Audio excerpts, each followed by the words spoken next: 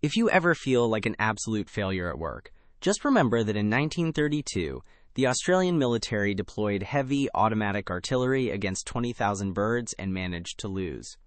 Right now, a decorated army officer is riding in the passenger seat of a roaring truck, screaming at his gunner to fire at a flock of giant flightless birds.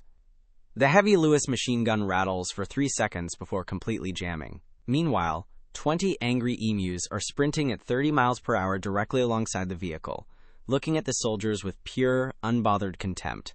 How did a sovereign nation with machine guns end up getting outmaneuvered by giant feathered toddlers in the middle of the desert? To understand how an actual government ended up waging a war against wildlife, we have to go back to 1919. World War I had just ended, and thousands of Australian veterans were coming home. The government wanted to reward these soldiers, so they gave them large plots of land in Western Australia to farm wheat. It sounded like a heroic plan until the Great Depression hit a decade later. Suddenly, wheat prices crashed, the weather turned terrible, and these poor farmers were struggling just to buy bread.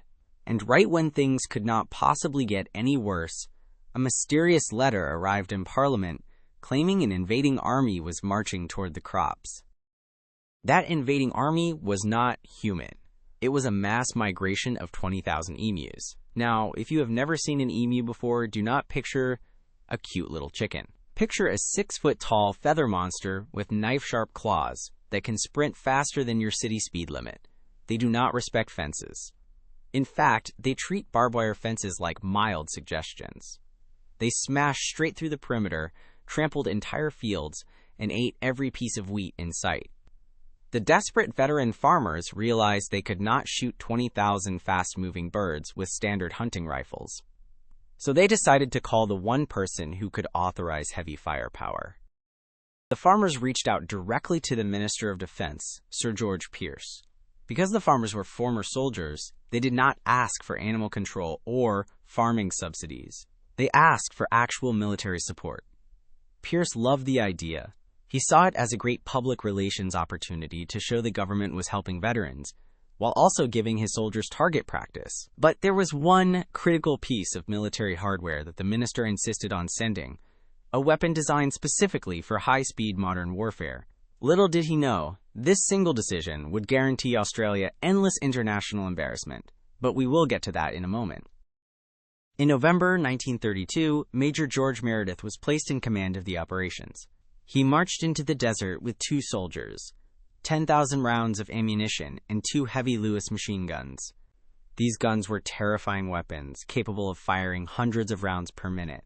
Meredith was supremely confident.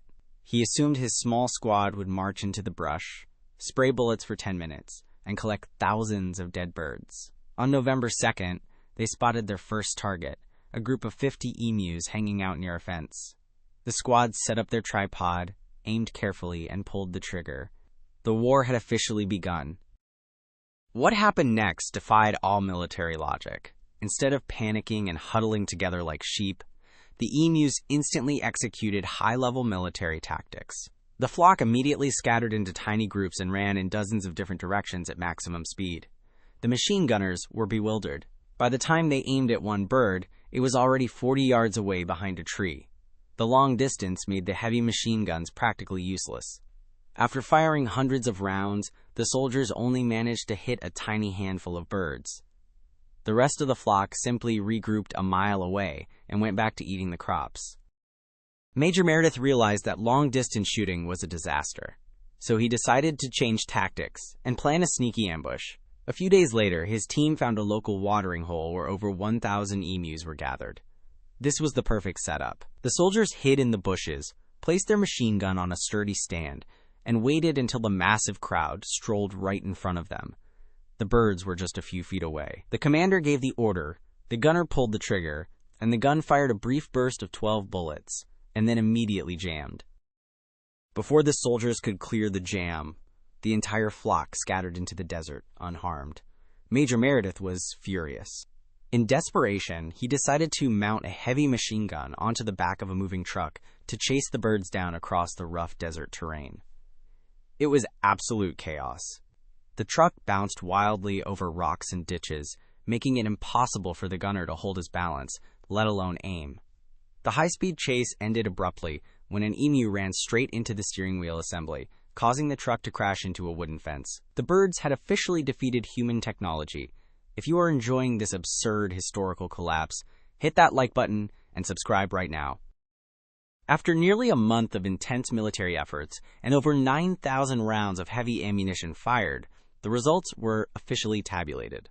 The military had managed to defeat less than 1% of the invading birds. Major Meredith was forced to call a retreat. In his official report to headquarters, he wrote a quote that will live forever in history. He stated that if we had a military division with the bullet-carrying capacity of these birds, it could face any army in the world. They can face machine guns with the invulnerability of tanks. The Australian military was forced to pack up their guns and leave. When news of the retreat reached Parliament, the opposition political party had a field day. Lawmakers openly mocked the Minister of Defense, asking if medalled victory badges would be awarded to the emus. Embarrassed by the national laughter, the government ordered Major Meredith back into the field for a second campaign just a few days later. This time, the soldiers managed to eliminate a couple hundred more birds, but the total crop damage remained staggering.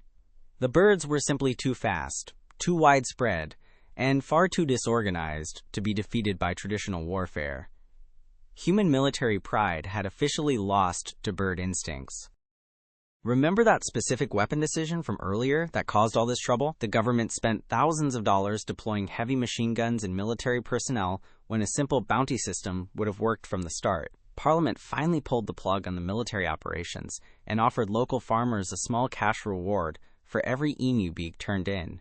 Within a few months, local farmers using standard rifles managed to collect tens of thousands of bounties without needing a single army general. The heavy artillery experiment was permanently retired, leaving the Australian military with the ultimate strange historical record. This bizarre war reveals a surprisingly deep truth about human nature today. Whenever we encounter a problem, our immediate instinct is often to over-engineer a massive, aggressive solution using the loudest tools available. We assume that force, speed, and technology can overpower complex natural systems or simple everyday challenges. But just like the Australian Army, when we bring a machine gun to a problem that requires patience and basic strategy, we usually end up wasting energy and looking foolish. Sometimes, the most high-tech response is completely outmatched by simple adaptability and modern understanding. In the end, Australia will forever hold the remarkably proud and hilarious distinction of losing an official military campaign against giant flightless birds. The emus are still thriving in the outback today, living completely free and probably totally unaware of their legendary victory against modern military technology. So, what crazy historical disaster or bizarre true event should we illustrate with stick figures next? Drop your absolute favorite ideas in the comment section below. Make sure to hit that subscribe button and tap the notification bell so you never miss another ridiculous slice of real history. Thank you so much for watching, and always remember to choose your battles wisely, especially when birds are involved.